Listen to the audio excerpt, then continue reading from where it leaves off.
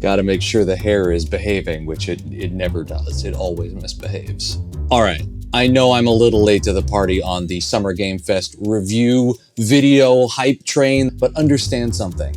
During the course of Summer Game Fest, I watched 6 different events. I watched the Sony State of Play, the Summer Game Fest official stream, the Day of the Dev streams that occurred after that, the Xbox Live Showcase, and the Outer Worlds 2 and Grounded 2 Showcase, which was then followed by the PC Gaming Show, and then last but not least, I also watched the Future Games Show, which actually happened earlier in the weekend, but as I said, I watched it after the fact because timing. When you add up all the trailers that I watched over, let's say, a 7-day period, that amounts to something in the vicinity of like 250 trailers for video games that are either coming out now or coming out as far as 2027. I don't think the human mind is made or meant to process that many videos over the course of 7 days. So yeah, lots of trailers, lots to unpack, lots to get through. So that's what I'm gonna try to do here. I'm gonna try to share my thoughts with you, what I liked, what I didn't like, all of that good stuff. And at the end of it, give a little bit of a final grade to all of the events that I saw, both online, offline, and ultimately, what I thought about Summer Game Fest overall.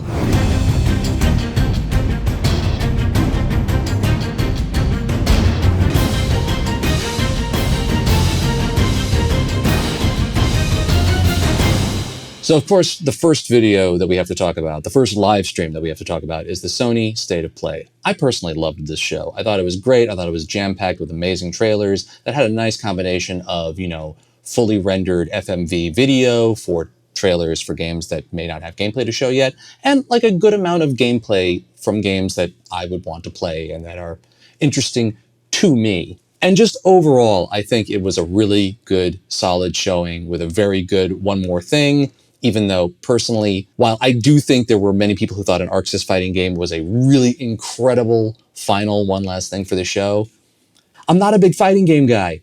I hate to say it. I will play fighting games when they are put in front of me, but I don't seek them out. I think the last fighting game that I really played was like Street Fighter 4 and a little bit of Street Fighter 5. And since then, while it's awesome, don't get me wrong, it's freaking awesome for Marvel and for ArcSys to be making this name that I am not going to try to pronounce now. I will just show you the video because, good Lord, that's not going to happen. It's just not the coolest thing for me, but it is by no means an issue that I think will affect anyone else who is extremely excited for this game. And you know what? There's even a chance that I might take a look at it later, the more I find out about it. Luminous Arise looks amazing. I'm so excited that they're bringing this franchise back. It's a shame that Sony doesn't really have a dedicated handheld to play this on, but I guess if you have that mobile handheld streaming device thing that you can play it on, it could look good. It does look amazing on the PS5. It's a series that is definitely beloved in the puzzle gaming community, and I'm, you know, interested to see what kind of development things they're doing with it to bring it into 2025. Deadman! Romeo as a Deadman is one of the craziest fucking things I've ever seen at a State of Play, and maybe at a live stream event for video games ever. Here's my reaction.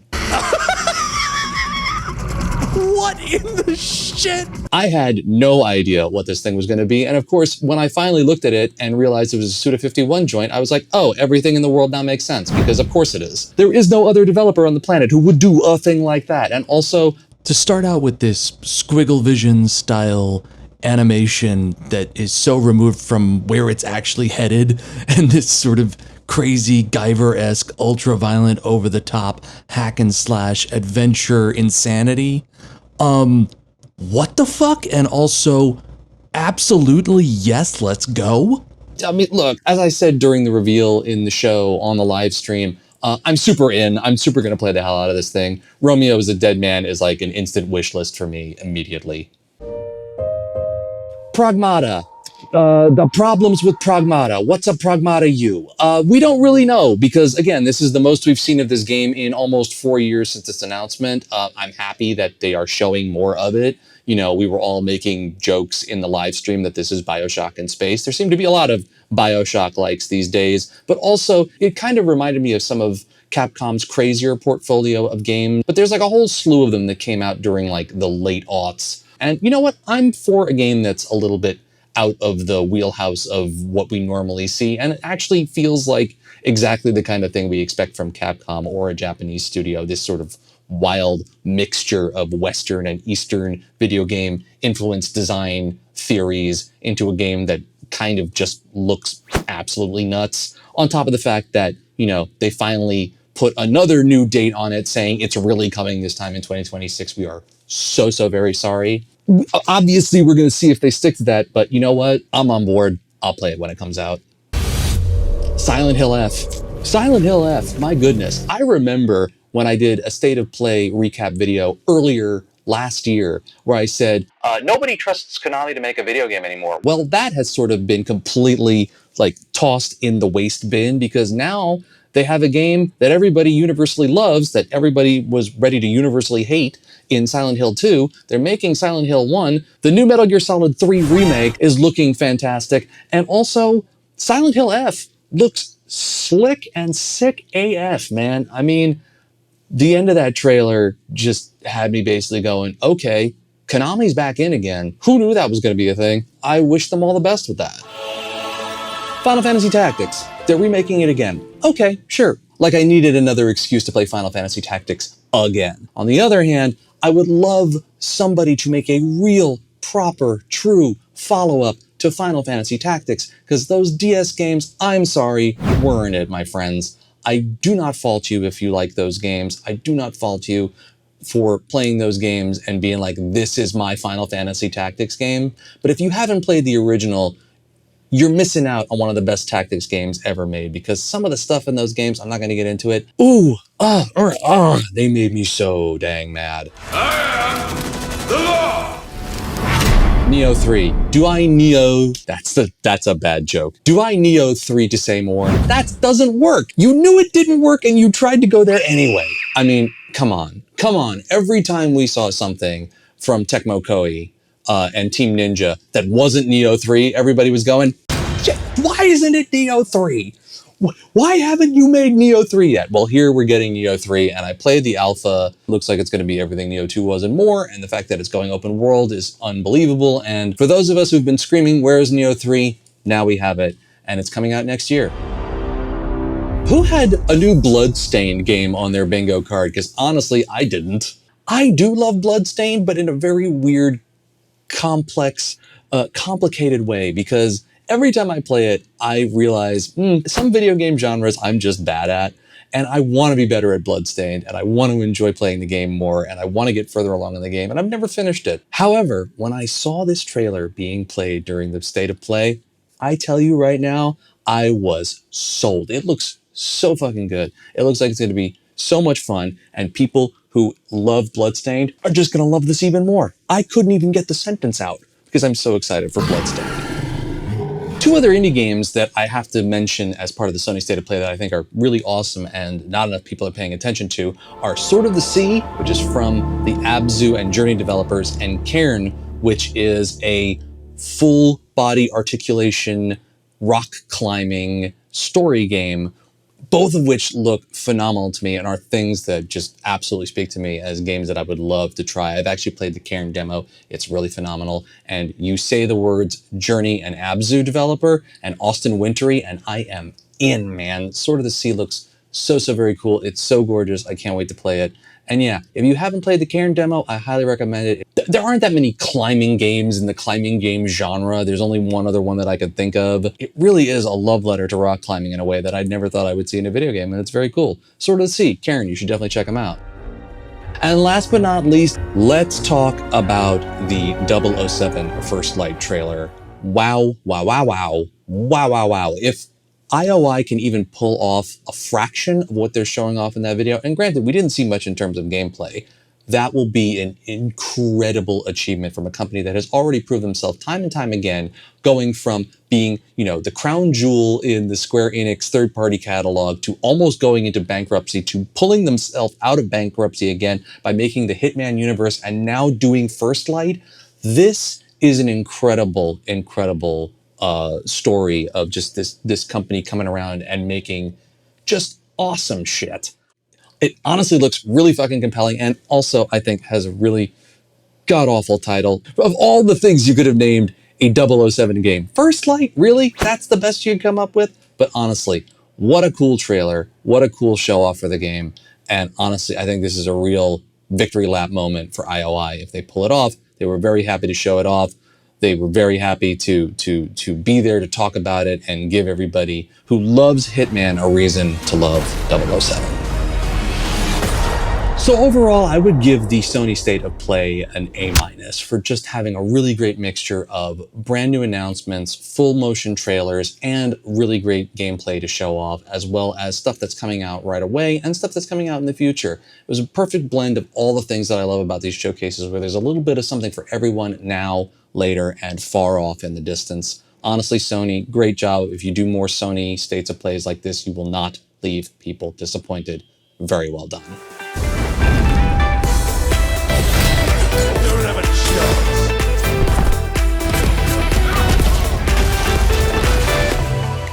All right, let's move on to the big kahuna, the Summer Game Fest. So this show was incredibly long, incredibly chock full of really amazing trailers, and I actually think it was one of the best Summer Game Fest shows we've seen in a while. I think that Jeff Keighley felt very in his element, he felt very comfortable, he felt very in control, and we didn't realize at the time that this show started, but he was sitting on something that I think he was hoping in the next 2 hours he was there would not leak no matter what.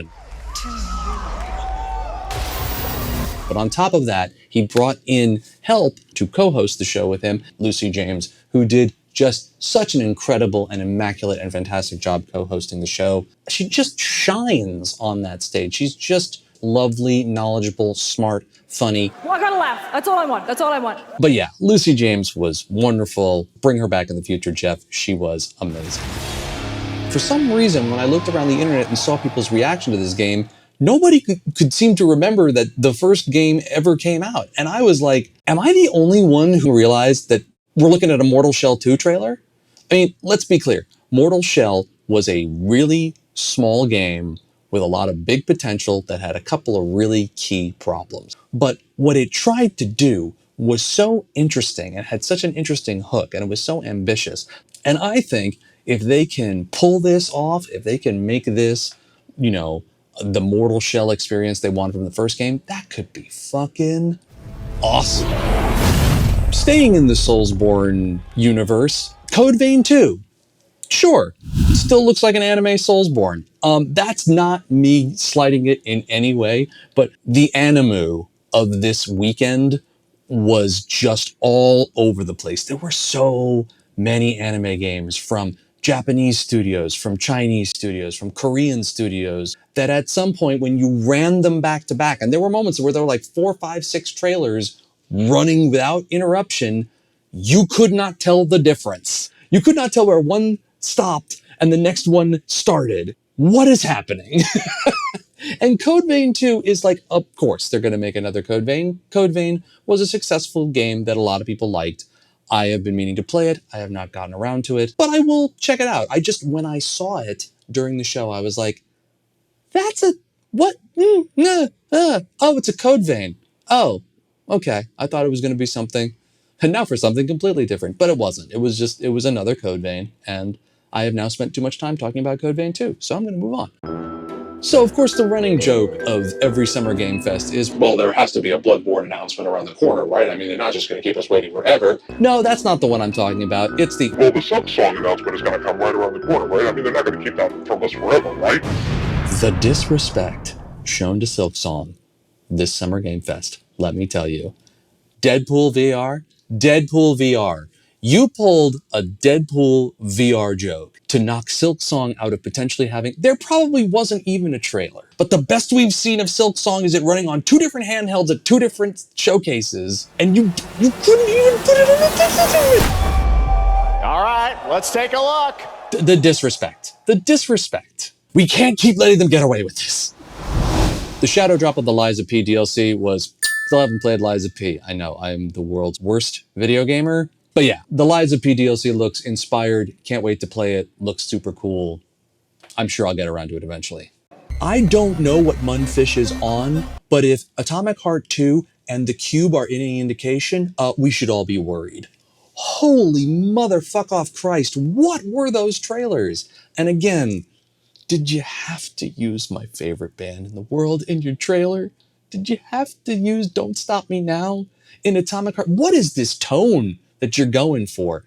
Oh my goodness. First of all, I mean, let's be honest. Atomic Heart 1 was a weird game. I mean like underscore, underscore, underscore, capital W fucking weird.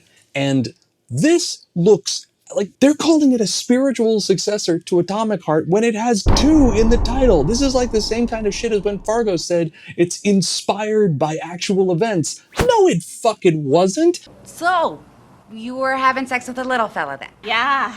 But of course, what they're saying is that it is not directly connected to the events of Atomic Heart 1, and that it is actually a much larger scope and larger scale game. It just happens to be connected numerically, which means it is actually connected to that world. You can't have it both ways, Munfish. I mean, there are no rules, of course. They can do whatever they want. And then, of course, the Cube is an MMO thing, live service, whatever, in the Atomic Heart universe. Because actually, no, I think they were calling it the Mundfish verse.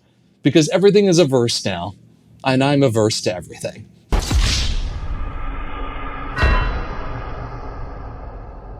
Speaking of Mundfish doing wild things, they're also in a partnership with a company that's making one of the slimiest and grossest video games I think I've ever seen a trailer for, perhaps in my entire life. Ill is the new horror game from a company that is making what I can only call close-up baby camera foot launching simulator. That's gonna be an experience, and because I am a glutton for punishment, I will probably play it when it comes out. And the one more thing, let me tell you, this fucking masterclass. The fact that Jeff Keighley and his team were able to keep a lid on this all the way up through Summer Game Fest, and on top of that, do maybe one of the best bait and switches that I have ever seen in a live video game event ever, all to keep Resident Evil 9 Requiem as a absolute just baller reveal at the end of the show. Bravo, Jeff. Bravo, Summer Game Fest team, and bravo to everybody at Capcom too, because keeping a lid on that is not easy, and that made for an amazing reveal that I think basically broke the internet. And if the internet is to be believed, it's coming sooner than you think. February 26th, 2026. Try saying that 6 times fast. But you know what? I live in hope that it'll be fantastic. So overall, I would give the Summer Game Fest show around a B+. Wasn't the best thing I've ever seen, but there was a lot of good stuff in there. And honestly, Jeff and Lucy did an amazing job hosting. You know, there were too many sort of paying the bill moments with games that I didn't really care about, and a lot of like hopeful pie in the sky non-gameplay trailers that, again, when you don't show gameplay, I as a viewer am concerned. So everybody should take everything that you watch during these events with a grain of salt, and Summer Game Fest is no exception. That leads us to the Xbox Showcase. World premiere.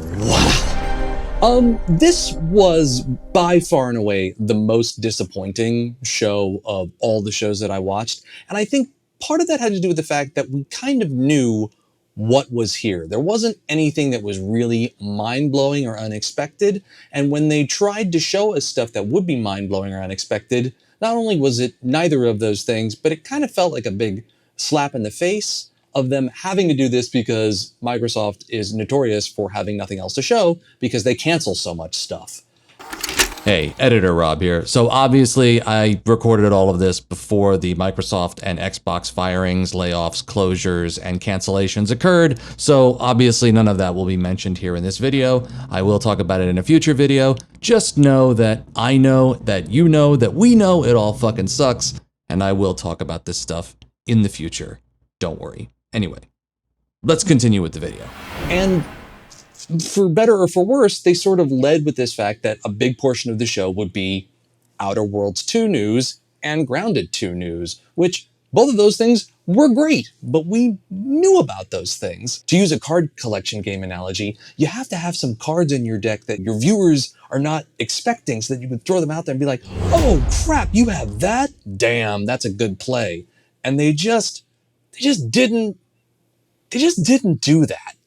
So, of course, the Microsoft show started off with Outer Worlds 2, and honestly, Outer Worlds 2 looks fantastic. Obsidian is really throwing everything in the kitchen sink of this and making every joke about how much Outer Worlds 1 didn't do that, but this is doing the stuff that that didn't do now, that they've just run out of ink to write these jokes with. It is hilarious that they are basically throwing themselves under the bus again and again and again to be like, don't worry, we heard you. You thought that shit sucked. We're going to fix it for the second one. And I kept making the joke, well, they're going to have another video for this in a couple of years when they make Avowed 2. So stand by and be prepared because you're going to see all these jokes come back again when they go, don't worry, we know that Avowed 1 was a big problem for you, but we've fixed it in Avowed 2 coming in 2029. It is truly an exciting time here at Obsidian.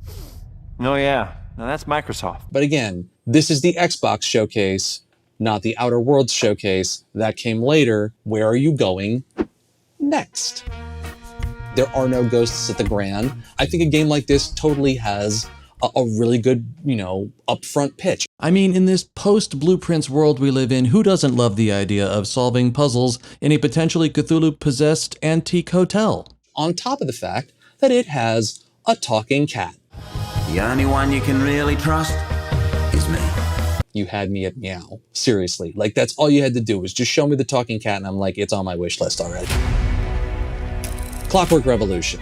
I am a huge In Exile fan. They are a fantastic studio. If you haven't played Wasteland 3, what are you doing? This is a huge one for them. I was not expecting like a 7-minute long in-depth look at Clockwork Revolution. It's one of the most ambitious things I've ever seen them do. The systems, the mechanics, the world, the elements, the writing, the guns, the combat, all the stuff that they're showing. There are games that haven't gotten those single elements right, and this game is trying to pull all of those together and make something that has all of those systems meshing together and working on top of a time manipulation element. Whenever you put yourself in a high expectation mode for a video game, you open yourself up to pain, hurt, and suffering. In Exile, please take as long as you want and as long as you need to make this game because I really want you to pull this off. It looks incredible. Please make it awesome. Speaking of games that just keep getting done dirty for no damn good reason whatsoever, what was up with the 4-second long Persona 4 Revival trailer that was literally just the main character walking down the street and then it said P4 Revival? Could we not, Atlas, Booby, could we not do better than a 4-second trailer for P4 like the game that got people into Persona, what might be the most of any Persona game ever made? That was just fucking silly. And then here's a weird one. Game Freak is making like a Princess Mononoke style Souls-like game. The Pokemon Company, the people who've made the same game 12 times over for the last 25 years, did not see that one coming. I have no idea if this is going to be good or not. Beast of Reincarnation, personally, I think is a silly name, to be honest, but I don't know. I honestly don't know. Game Freak making this game, it could be anything. It could be an ARG Pokemon game at the end of the day, for all we know. So we'll just have to see what happens with that one. So Xbox shows off their Xbox handheld, which again is an Asus ROG Ally, what with Xbox branding and sort of Xbox software. It's still Windows, but an Xbox re-engineered Windows OS under the hood. And they show Silksong on this handheld. No trailer, no release date info. All they say is that it will come day and date with the release of the handheld, which we also don't have a full release date for. I've never seen an event do a video game so dirty as this string of events did to Silksong. Once again, no more news about Silksong, no full trailer, just showing it on Xbox's handheld, and then Xbox Jesus Phil Spencer comes out and goes, "We showed you the best stuff today." I'm excited to share that players will get to celebrate 25 years of Xbox with a new Fable, the next Forza, Gears of War E-Day, and the return of a classic that's been with us since the beginning. But we're not going to show any of those today. We're going to show you one other thing. We have a final world premiere. And that one more thing was Call of Duty. God damn it, I hate being right. Let me tell you right now, I could be down for military weird if it's something that is unique and interesting. Let's not say like a Mind's Eye or something like that. Especially when they show that trailer and there were some things going on. They're like, well, with like Control being a thing that exists out there, and Alan Wake 2 having come out a couple of years ago, and it looks like something that's really cool and interesting. But Call of Duty, man, Call of Duty 7 is your one more thing, Xbox. I think it's crazy to talk about Fable, Perfect Dark, Gears of War, Forza, and then ignore all of the hype around those games that you've been building up forever, not show a thing about any of those games, and go, don't worry, we got one more thing for you before we get out of here. And it's Call of fucking Duty Blops 7. Eat dicks, Microsoft. Eat dicks. All of that. All that whole show. That whole thing. And that's what you end the show with? Fuck off. Shame. For shame. Shame. Ring the bell of shame. This was a C-. Xbox Showcase was a C-. You know, without that final reveal, it probably would have been like a C+, but that just like stung. It hurt. It hurt. It left.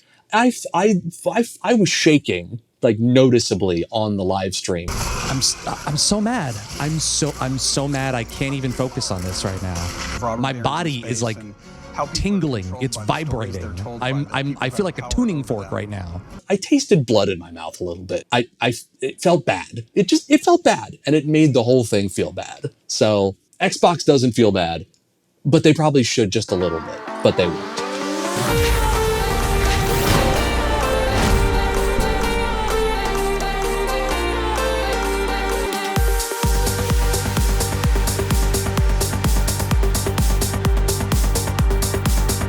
Entering the home stretch here, we have the PC Gaming Show, which is once again hosted by Sean Day9 Plott and Mika Burton, and was, I think, a really good show. It was far too long. I think it had way too many games in it. It was really, really hard to keep track of what I was looking at and feel connected to the vast majority of titles that were being announced. I personally think the Future Games Show did a better job of highlighting the best of the big games and indie games in a really tight package that didn't overwhelm you by the end of it, whereas the PC Gaming Show just felt like a ton of stuff and maybe not as good of a curated list of what's coming. Also, I have to add a little note to the PC Gaming Show. Bravo on you guys for building a real set, because I know so many of these shows now just do stuff in front of a green screen that looks like it's a full studio. It's a nice little touch, and I appreciate it in an age where everything is trying to go digital on top of being digital. Don't make it sound so scary. Neverwinter Nights 2 Enhanced Edition. If time were an infinite resource, I would play all of these Enhanced Edition games for anything that's D&D. There's so many that I grew up with that I did not play when I was a kid that I'm so happy that these are getting proper remaster, remakes, and Enhanced Editions so that people can play these fantastic D&D games again for the first time. Ratatan from the Patapon developers. You know, Patapon is not a game that many people remember, but I remember it fondly from the PSP days. I love that these developers are getting a chance to make their own Patapon-inspired spiritual successor that builds off of what is just a wonderfully joyous rhythm music puzzle game, and can hopefully bring a whole new generation of people into this crazy Ratatan world that is really charming and cute and fun, and I hope it is really well received by everybody.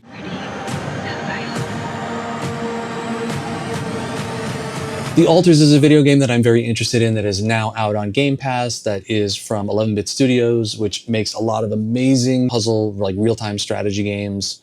You probably know them best for, you know, the Anatomy Wars on Earth series of games, as well as the Frostpunk games, but it looks really cool. I've seen people playing it on Twitch already, and as I said, it's on Game Pass now. You should definitely check it out. We meet again, little merchant. Moonlighter II is a game that I'm really excited about, that I don't really understand the full vibe of what it's going for, but it's sort of an isometric Souls-like with a shop-selling mechanic that has really interesting mixture of genres going on, with a really good art style that looks really, really charming and really fun, and I cannot wait to play more of it when it comes out later this year. No, I Am Not Human is a very weird sort of low-tech horror video game that has this sort of point-and-click adventure kind of horror vibe to it. It seems interesting and slightly terrifying. Pizza Bandit just seems like a crazy concept. I really didn't gather much from the trailer other than you're a guy who makes pizza and fights zombies. Sold. I'll have 2 pies, please. Demonschool is a Persona 1 style inspired tactical RPG game that looks super, super sick. And every time I look at it, I'm like, I really want to play that. And I love the art style and I love the setting and I just love the name of it.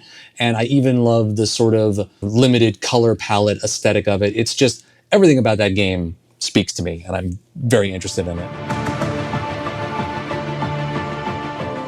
Railborn. Somebody finally decided to make a Snowpiercer video game. Kind of, not really. It's not really a Snowpiercer video game, but it is a survival train building video game that looks very interesting. I believe it is also co-op. So Arc on a Train, I'd give it a shot. As not a huge survival video game fan, Snowpiercer, the video game, again, I heard somebody say this the other day. How is this not a genre that's already like flooded with video games? Apparently those video games are coming out soon, and those have been in development because if you haven't watched Snowpiercer, you should fucking watch Snowpiercer because it's an amazing film. And oh yeah, it lends itself perfectly to this video game landscape we're in of survival video games. So yeah, I'm intrigued. Let's go.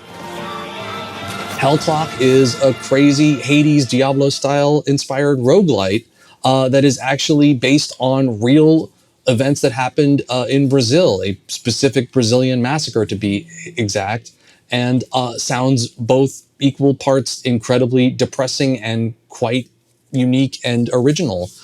And the style of it looks fan-fucking-tastic, and I cannot wait to play it. Dispatch. This game looks amazing. Let me just say this right now. Dispatch is one of my most highly anticipated games from this entire showcase. I love the concept of this game of you playing a former hero who lost his mech that he used to fight crime. So then he becomes a superhero dispatcher, ends up working with like the superhero equivalent of the Mystery Men.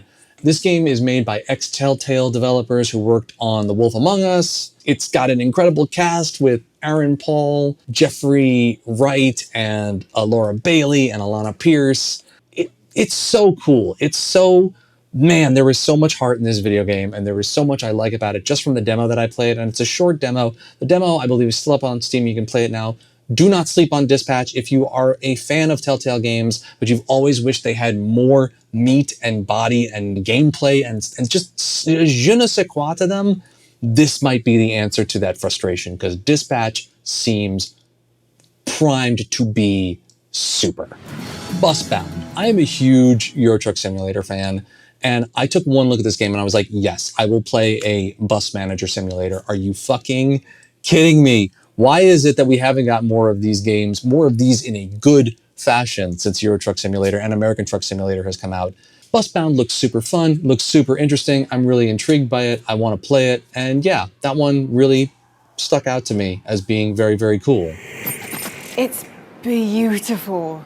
It calls to me. I love it more than any parent could love their child. As a mother, I take offense to that. But in this case, I'll allow it. So overall, I think the PC gaming show was a solid B. I was wavering between giving it a B and a B minus, only because I think there was just too damn much. I feel like they could have condensed this show down to 90 minutes and struck a better chord between like the really tiny independents. There was a lot of games here that just my brain could not process after a while. Because they were all starting to look alike, with similarly single-worded names that were just a run-on sentence of titles. That's what they want you to think. With all of the bits and the building of the computer and all the game titles and announcements and world premieres, I feel like the show could have been shorter. Maybe do like an extra stream after the fact. It's a B. Like, not awful, by no means awful. You know, I gave the fucking Xbox showcase a C minus. B is good. It was good. It was good. Everybody, it was good.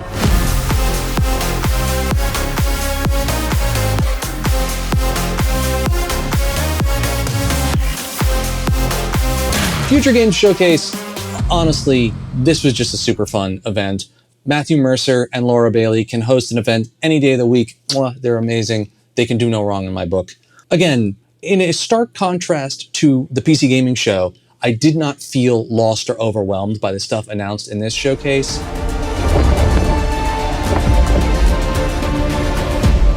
The Expanse Osiris Reborn looks fucking awesome. I love Alcat's games. I'm very shocked that the Pathfinder developer is making a Mass Effect style game in the Expanse universe, but I also love the Expanse universe, so I'm in. Eric's Home, The Stolen Dream, looks super, super incredible. It reminded me a lot of the Mimimi games, which are, over the top, like puzzle simulation strategy game thing. Eric's Home looks really gorgeous, really beautiful. I want it to be so good. Please be so good. Constance feels like Hollow Knight with Celeste graphics, and that's basically all you need to tell me. I'm in. Tell us the whole story. Tell us about hope. Titan Quest II, yes, the world can always use another ARPG, and I have never played Titan Quest, but the fact that Titan Quest II is coming out in a world where we have Grim Dawn DLC coming, we have Path of Exile 1 and 2, and we have Diablo 4 and Last Epoch, there's no reason not to throw another ARPG into the mix, and I'm wishing the Titan Quest II developers all the best, because I would love another excellent game like that. Lost Eidolons Veil of the Witch. I wasn't huge into Lost Eidolons. It just didn't resonate with me and I didn't remember it, but you know what? You put tactics in your pitch for your game, my ears perk up and I'm instantly far more interested, so I'm definitely going to check that one out when it comes around. Hirogami, which was also mentioned in a previous show, looks like a charmingly beautiful third-person adventure game with origami stylings, and that can never not be a cool thing. Hell is Us, the Strand genre is a real thing now, and all of us who love Death Stranding made this happen. I want to thank everybody who loves Death Stranding. We owe it to all of us. Hell is Us looks crazy. It looks so super wild. It is not a Souls-like. It is an action-adventure game that is set in a world that is suffering from a really terrible event that happened, and these really creepy hollow creatures that are all over the place, causing friction between two warring countries on top of the war that's already sort of put both of these fictional European countries at odds with each other. And it just seems absolutely fucking wild, with their big thing being they're not going to tell you where you have to go and what your objectives are. You have to learn that through searching the environment and finding clues and talking to people and doing all this crazy stuff. And if that shit works, it could be like Stalker 2 blended with Death Stranding, blended with action adventure, sort of like, Jedi Fallen Order combat. That seems really sick. I am on board. I want it. I want to play it. Welcome, Enzo. Salute. Salute. And last but not least, I am very excited for Mafia The Old Country. I've been playing Mafia 1, the Definitive Edition, on my Twitch channel. I love it. I think it's great. If Mafia Definitive Edition is any indication of what this studio can do with, a full original title in the Mafia franchise universe, I am so excited. I think The Old Country is going to be a phenomenal video game. I'm very, very excited. It's a cinematic isometric stealth game set in the year 1900. Oh, isn't that the year you were born? I am a few months younger than you, Laura. I don't think so. Overall, again, Future Game Showcase, B+. It was a tight, really well thought out, really well curated package, hosted by two just, wonderful people who are, beloved in the video game community and are incredibly talented hosts and voice actors. Matt Mercer, Laura Bailey, and even Yuri Lowenthal, who made a small appearance during it. What a wonderful trio, doing an amazing job. Future Games Show, B+. Brilliant job, everybody. Day of the Devs Digital Showcase. I'm very excited. I'm very excited for Day of the Devs. Last but not least, Day of the Devs. This one was really tough for me. There were so many indie titles, and there were very few that I ended up walking away from going like, I really need this in my life, even though I understand that this is really a place for those indie games to shine. I feel like I need to play a lot of them, not just see trailers of them, because with a lot of these indie games, a lot of them are very interesting and very unique, but I don't know if they're games that are going to resonate with me until I play them personally. So for me, the ones that really stood out were like Big Walk, which is an amazing trailer for a game that I honestly don't know if is for me. It's a cooperative multiplayer adventure made for friends to play together. Please watch the artwork, which seems like a really cool concept for a video game, but I don't know how much there is there. I also wanted a mechanic that made people really look at the paintings. Neverway, which is the farm simulator that is made specifically for me, because honestly, it is a farm horror game, and I am so on board with the idea of that. That sounds phenomenal. Relooted So it's an anti-colonial artwork repatriation puzzle game that I think looks absolutely fantastic, that is all about you going around the world to find artwork that has been stolen, whether in museums or in personal collections, and return them to their countries of origin. And you are the team that is tasked with doing that. And I cannot remember the last time that I thought, oh my God, that is such a fucking fantastic idea for a video game. Brilliant, brilliant, brilliant. I hope it is a gigantic success. Hi, I'm Warren Spector. Thick as Thieves is one that I'm hopeful for because it is Warren Spector's game that is a PvPvE game where everybody is trying to compete against everybody else in stealing particular items around the universe. I don't know how in-depth the story is per se, but it seems like a very interesting idea. I remember that there are other games that have tried to do this in the past, haven't really pulled it off. But Warren Spector, the original immersive sim guy, you know, the head developer on Deus Ex, if any team can pull this off, Warren Spector and his team can do it. I hope they can, because it sounds really ambitious and really cool. And last but not least, just a really fun title from this event, Tire Boy, which gives off like Goat Simulator vibes, but you're a tire, and you are trying to find your place in the world as a tire that can roll around the universe and roll around the sandbox and complete quests and do things as a tire boy. That's it. That's what I got. It looks really charming. It looks really silly. It looks really fun. Why not? I mean, why not? We need more games that are silly and fun and enjoyable. If you like what you saw here today and want more, just follow us on the World Wide Web. So, Day of the Devs, B. B minus B. I mean, again, it was good. It was really good.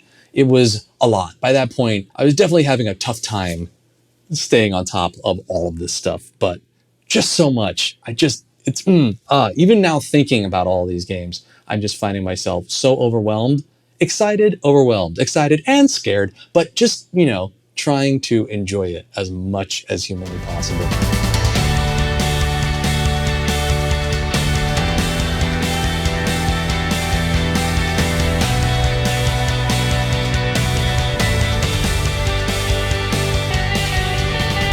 So what's my overall takeaway from Summer Game Fest?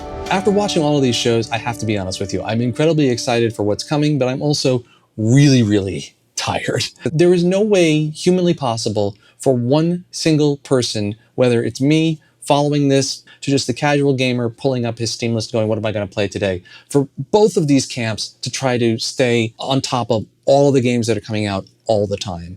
It's really hard to get a sense from the trailers what things are really going to be worth your time and worth you paying attention to, especially when one of the great things, for all the complaints I have about E3, one of the great things that happened after E3 is that people were there previewing stuff. And unless you're on the show floor at Summer Game Fest playing the games, or unless there are demos, like in the case of Nioh 3 or Cairn, or stuff that's on console, or they're part of the Steam Next Fest, which was surprisingly right after Summer Game Fest happened, and you play those demos after the fact. The only way we really know what's worth our time and what's worth being excited about is us getting a chance to play it. Yes, it's great to watch something like Summer Game Fest. It's great to hear world premiere and to be excited for stuff. But that's where it needs to start, not end. I think you have to take everything from this Summer Game Fest with a grain of salt and go, okay, what are the 5 or 10 trailers that really resonate with me? And am I going to go further and really check them out? See if there's a demo, see if there's any feedback, see if there's any previews, see if there's any information on it. Because if we don't do that, if we don't do our due diligence and really nail down what it is we're really excited about playing, we end up with another Mind's Eye situation.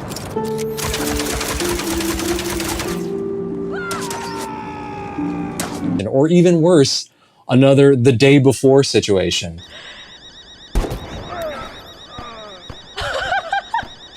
We have to be reasonable about what SGF is.